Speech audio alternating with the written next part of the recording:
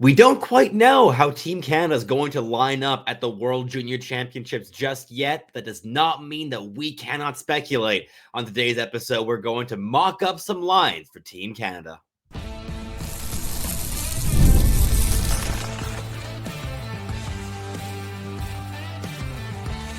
You are Locked On NHL Prospects, part of the Locked On Podcast Network. Your team every day. Hello, and welcome back to Locked On NHL Prospects, part of the Locked On Podcast Network, your team every day. On this show, we break down everything prospects related for you 5 days a week, Monday through Friday.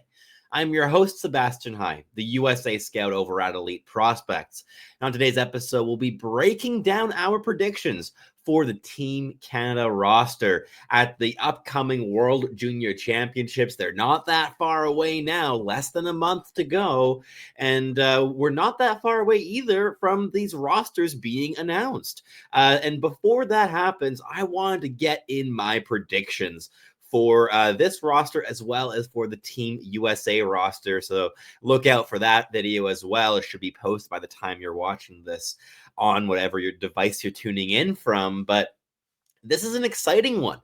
The World Juniors are always, it's one of the biggest parts about Christmas for me and the Christmas break. It's just sitting and watching hockey all day. Not that I don't do that the rest of the year, but it's special during Christmas time somehow. So the World Juniors are such a special event. So very excited to break down my predictions of how Team Canada is going to look. And I think it's not too early to say that. It's not nothing new, but I do believe that Team Canada are the favorites to win this event. They have a fantastic lineup. They have so much talent to choose from. They might even have to leave a top 5 pick outside their lineup. That's how stacked this team is. And the way that we're going to do this today is we're going to start things off, of course, with the forward core before moving on to the defensemen. And finally, we'll wrap things up with the netminders as well as the extra forwards and the extra defensemen, because Team Canada will be able to bring 15 forwards. 14 forwards, so 2 more than you can actually ice in a typical NHL lineup, for instance, as well as a full extra defensive pairing. So we're going to make our predictions for all of those extra roles, as well as the netminders in the final segment. But before we jump into the show, today's episode is brought to you by FanDuel. Download the FanDuel app right now by visiting FanDuel.com and win $300 in bonus bets if your first $5 bet wins. So let's kick things off because we have a lot to dig into, and especially here with the projected top 4 units of the forward core. With the first line, top line left wing, I don't think there should be any questions about this. Gavin McKenna. He has dominated for Team Canada at every level. He played on this team last season, and this year will be getting an even bigger role. I think Gavin McKenna is going to be the creative outlet, and especially against junior level competition, he's going to be nuts. He's going to be great. So I have little doubt that he's going to be playing top 6 minutes, and for the time being, I have him there on the top line. Down the middle at 1C, this is with an asterisk because he will have to be loaned from his NHL team. So we'll see whether or not Team Canada actually gets to pick him up. And that's Berkeley Catton of the Seattle Kraken, a player who brings so much dynamism and speed down the middle. Fantastic playmaker. But between him and Gavin McKenna, you got to have a power forward added to the mix who can also finish off some chances. And that's why I've got Porter Martone on the top line, a player who should have gotten a lot more minutes last season at the World Juniors as well. And this year we'll have the opportunity to make up for that. And a guy that's been thriving in the NCAA with Michigan State University so far in his young career. He's been flirting with a goal a game at the college level and has just made it a really, really really simple switch over, despite the massive jump in quality of competition compared to the CHL. So Porter Martone really showing his worth here this season, and I think that the chemistry he will have already built with Gavin McKenna in years past would go a long way, and Berkeley Catton's a pretty fun player to throw into that mix. Then on the second line, we've got a bunch of top 10 picks, and we kick things off on the left wing with Brady Martin. Natural center. He can play at center as well. I mean, between him and Jake O'Brien, who's my second line center in this lineup, take your pick who plays down the middle and who plays on the wing. Maybe should be the other way around. Let me know in the comments down below what you think. But I think with Brady Martin and Jake O'Brien, it's a combination. You have a lot going for you. Martin will be the most physical forward in this lineup, and he brings on top of that an absolute howitzer of a shot, a lot of pace, a lot of speed, a lot of intensity. And I think that would coincide really nicely with Jake O'Brien's game, who's a guy who likes to slow play down. It's a playmaker, really dictate play, hold on to the puck for long stretches of time, and really do a lot in terms of offensive creation with possession of the puck. And in order to make this an absolute gross banger line from the wings, I'm throwing in Tisha Ginla at right wing on the second line. A guy that has a lot of the similar strengths as Brady Martin, also incredibly intense. He excels at bringing pucks from the boards to the middle of the ice. So this line would not be stuck on the perimeter trying to cycle things around without being able to penetrate to the danger areas. Ginla excels in that area. I think having both him and Brady Martin to insulate a guy like Jake O'Brien, who isn't the most physical, isn't the most intense, and does thrive when he has power forwards on his flanks.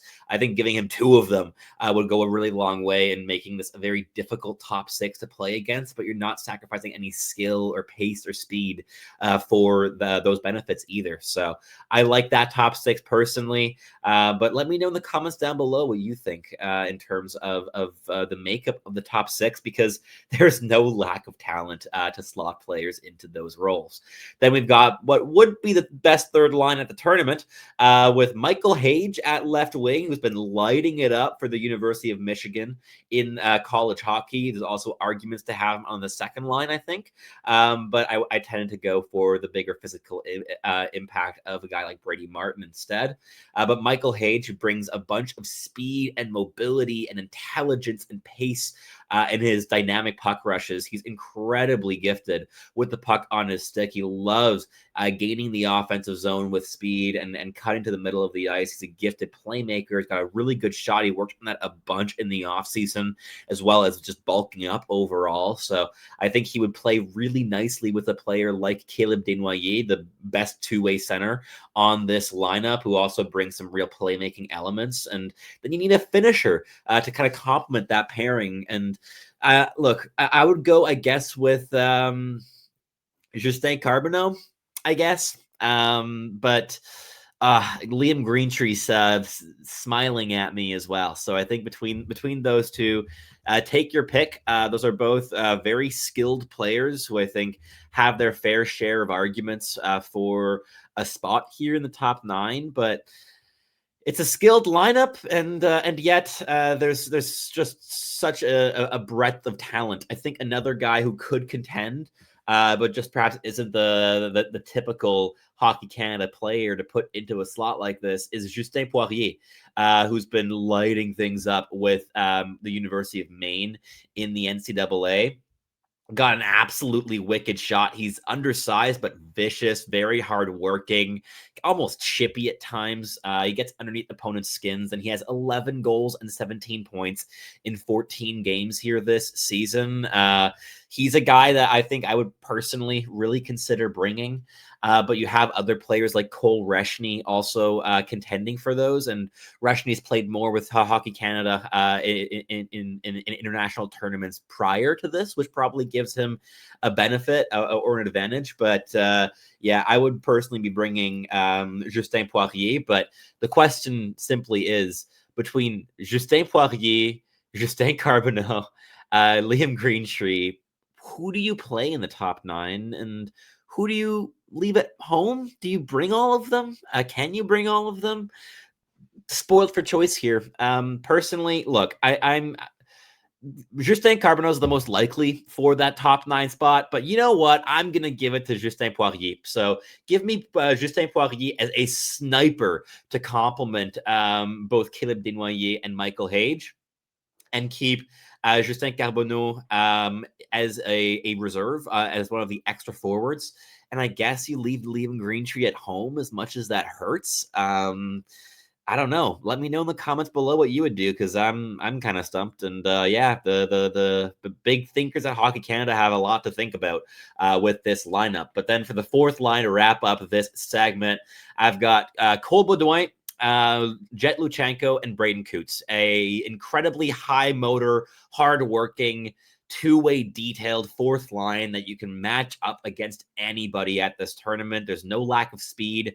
Baudouin is a physical specimen, incredibly physically involved, wins faceoffs, very defensively responsible, and just gets to the net front as well. Is a good net front presence. Then you got Jet Luchenko, another two-way center, very speedy, real playmaking threat as well, and a guy that's played NHL games already in his young career. And you've got Braden Coots, and he was just drafted by the Vancouver Canucks, and he brings a whole bunch of skills to the equation, including a wicked motor, lots of playmaking ability, really nice handling skill, and lots of speed. Once again, the skating on that fourth line would be suffocating to play against. And yeah, that wraps things up for this first segment. That's the fourth line. That's the forward core finished for Team Canada. In the next one, we're going to focus on defense. But yeah, we're going to have more debates to come, because Team Canada is difficult to put together. There are so many strong players. But before we dive into that, a quick message from our sponsors here at Locked On NHL Prospects. The NBA is back, and there's no better place to get in on the action than FanDuel, the official sports betting partner of the NBA. Even if you miss the start of the game or want to ride the hot hand, FanDuel has live bets on everything from who will score next to fourth quarter comebacks. Plus, you can even combine your live bets into a same-game parlay for a shot at an even bigger payout. I love taking those swings on same-game parlays because they allow me to combine multiple predictions from different players I think are going to excel in order to maximize my potential profits. It keeps every single game so exciting, especially when your team is making that big late push. Right now, FanDuel is offering new customers $300 in bonus bets when your first $5 bet wins. So to FanDuel.com to sign up and play your game with FanDuel, the official sports betting partner of the NBA. All right, let's keep this show rolling here in the second segment as we try to predict the defensive pairings for Team Canada. And once again, there is no shortage of quality to choose from. But honestly, I think the top pair kind of slots itself in at this point. I think there's two very complementary players. But again, just like in the first segment with the forwards, this is slightly dependent on an NHL team actually loaning one of their players to participate at the World Juniors here, and that would be Zayne Parekh as my number one right shot defenseman, and overall the quarterback, the offensive quarterback from the blue line on this team. And I think he'd be a wonderful pairing mate to Kayshawn Aitchison of the Barrie Colts in the OHL, one of the most physical players I've watched in the past couple seasons. He loves to land massive open ice hits. He has an absolute howitzer of a shot. He's been producing like a crazy person so far in the OHL season. He's been just hammering pucks into the back of the net, very involved offensively. Defensively, he's punishing more than controlled or like structured, I would say. But between him and Zayne Parekh, you would have so many options in terms of offensive rotations. Parekh setting up Aitchison's one-timer would be disgusting as well, especially if they're playing on their offsides for offensive zone draws. There'd be so many possibilities with those two players, and I think that Parekh's offense and high-end IQ and playmaking creativity, and Kayshawn Aitchison's physicality and heavy shot are both elements that Team Canada is going to really want to have at this tournament. Then for the second pairing, this is where things get interesting. And maybe this is a hot take, but I have Xavier Villeneuve, the draft-eligible left-shot defenseman of Blainville-Boisbriand, who reminds everyone and their mothers of Lane Hutson in terms of the way he plays the game of hockey. I have him playing with Harrison Brunik, another guy who would have to be loaned from his NHL team. So there would have to be some luck involved here for Team Canada to ice their best lineup. And there's, again, no shortage of guys who can draw in and replace them. But Harrison Brunik would be the ideal pairing mate for a guy like Xavier Villeneuve. Brunik is so detailed, very intelligent, strong skater, defensively suffocating, very, very difficult to play against. And he's looked really good with the Pittsburgh Penguins so far this campaign. And I think he's a guy that would insulate a player like Xavier Villeneuve really wonderfully while still being able to keep up with him in the offensive zone and support him and access strong positions and actually expect some of the plays that Villeneuve would attempt, because not every defenseman would be able to. And finally, for the third pairing of the defensive core, so many options here, depending the way you want to go. I'm going upside. I'm going talent and skill. I think that Team Canada, if you learn a lesson from years past, it's that you don't go to this tournament to try to beat teams at their games. You don't try to outcheck Latvia. You don't try to do these things where you're not playing to your own strengths. Bring your best players and play them minutes. For me personally, that would be Jackson Smith of Penn State University and Keaton Verhoeff of the North Dakota Fighting Hawks. Is it Fighting Hawks? I believe it's Fighting Hawks. Of the University of North Dakota. I think between those two players, you have a lot of size. They're both 6'4" defensemen who move really well for that frame. Jackson Smith especially is an elite level skater who brings a lot of offensive kind of connecting abilities while being defensively suffocating and really being able to use his skating to just offset opponents and just being so physically involved. He's always looked like a man amongst boys amongst his own age group, and I think that that's something you want on your side at this tournament, while Keaton Verhoeff has another just howitzer shot from the blue line. So between him and Aitchison, you have two one-time opportunities as a left shot and a right shot on your blue line. That's very appealing to me personally. And even though they are not perhaps the just banger shutdown defensive defenseman that Team Canada often brings to these tournaments, I still think that they'd be really great additions for this squad. But that wraps things up here for the second segment as we're talking about the defensive core. And the final one, we'll wrap things up with the goaltenders and the extra players. Before we do that, a quick message from our sponsors here at Locked On NHL Prospects.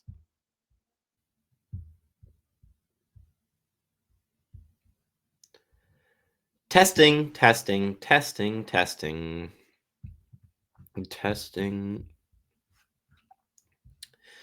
Let's be real. Making excuses does not solve anything. We've heard them all before. It's just stress. I'm tired. Or it happens to everyone sometimes. But when it comes to performance, sometimes your body just needs an extra little bit of support. And that's where Rugiet comes in. Rugiet.com offers fast-acting, doctor-prescribed treatments for ED designed to help you stop making excuses and start making moves. Rugiet makes it so easy to get started.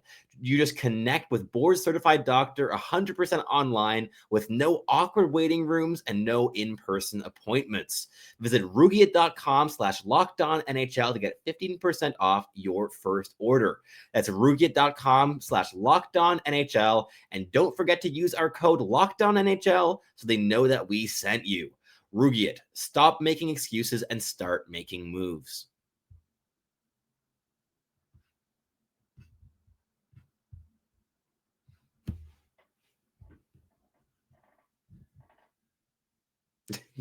Fiend.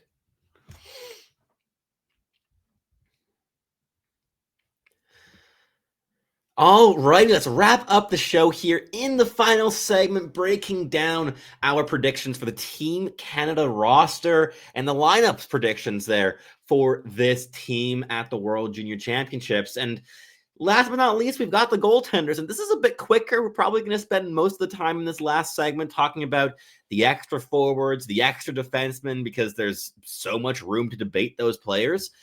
In net, I think that each player slots themselves in almost automatically for starting netminder, backup netminder, and the runner-up who doesn't quite make the cut. That runner-up, I think, is Joshua Ravensbergen, one of the top netminders from this past year's draft in 2025.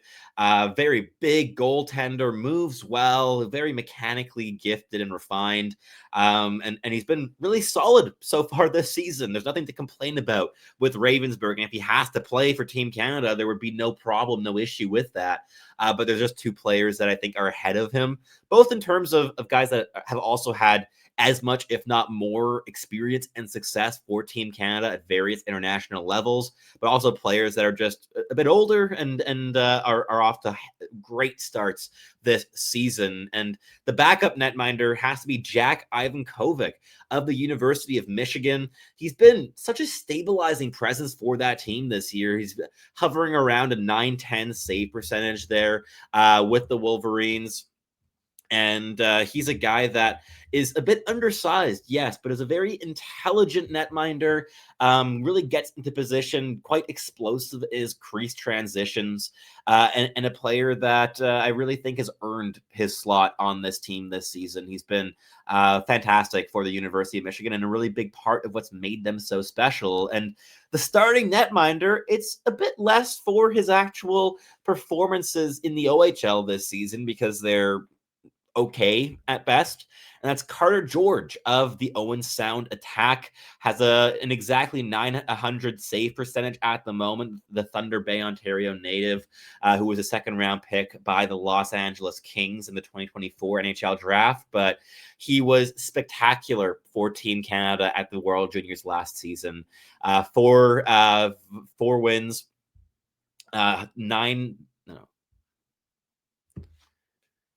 4 starts, a 936 save percentage, was just let down by the lack of scoring on that team. And he also had heroics for Team Canada at the U18s the year prior, en route to an undefeated path to a gold medal victory. So Carter George has all the pedigree within Hockey Canada to really make this team and as the undisputed starter. And that's how I think it's going to go. But yeah, that's the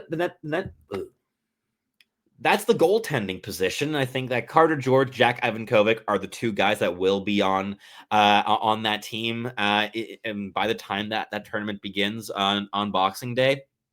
But let's dig into some of the other debates around the extra players. So the two players I have as extras for the forward core for Team Canada, as I've already mentioned, is Justin Carbonneau, a very skilled goal-scoring winger, strong skater, heavy shot, strong playmaking ability, wants to kind of do everything on his own, and is the type of player that if you're trailing late in the game, you want out there on the ice. So even if you're sheltering his minutes a little bit compared to the more responsible players in that lineup, having the option to go and take him out of your back pocket to really be able to do some damage offensively, I think is a really nice option.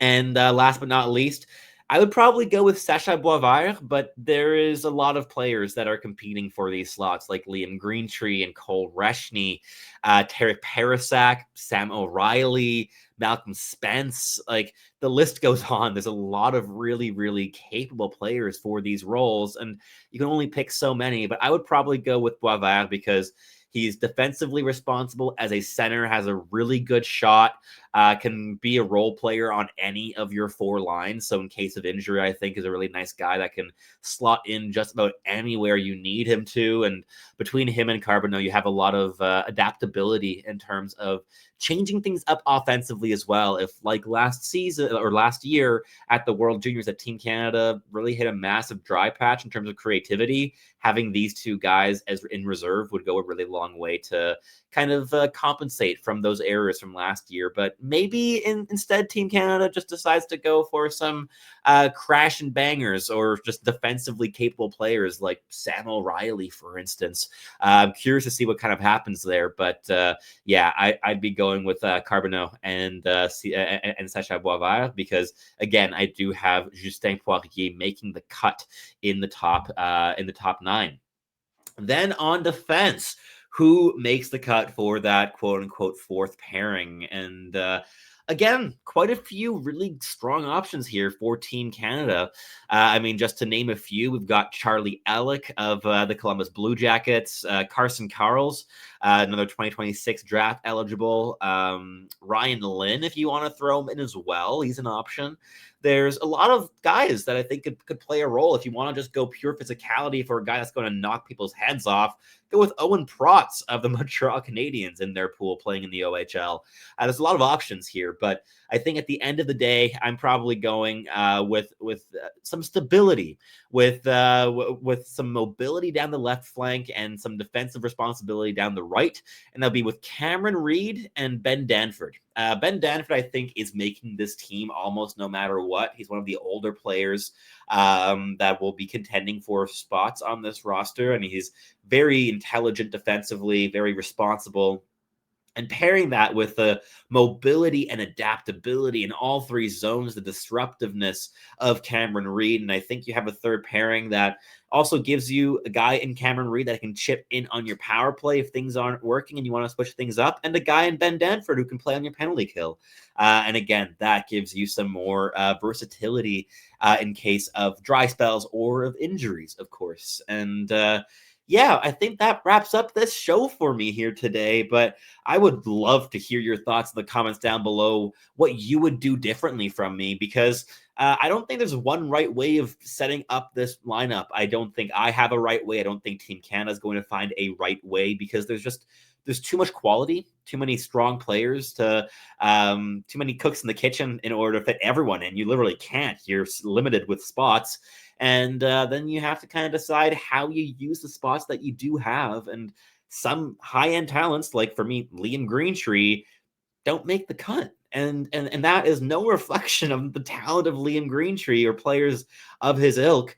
It's just that this is a really packed roster with so much depth of skill, and also makes it a bit harder to predict as a result of that. But yeah, we'll see how my chances are. We'll do another show here on the podcast once the official rosters do come out, to kind of compare and contrast, to see how we did in our predictions and to see what lines they could roll out with that roster. But that's it here for me here today. Thank you so much for listening as always. If you're watching on YouTube, please, again, leave those comments, like, subscribe. And if you're listening on your favorite podcasting platform, please do make sure to make us your first listen of the day. It's always greatly appreciated. And if you're a second listen, you can head on over to Locked On Fantasy Hockey, where Flip and Steel break down everything you need to know to build yourself a competitive and sustainable fantasy roster. Thanks again for listening. I'm your host, Sebastian High, and I'll catch you tuning in again very, very soon.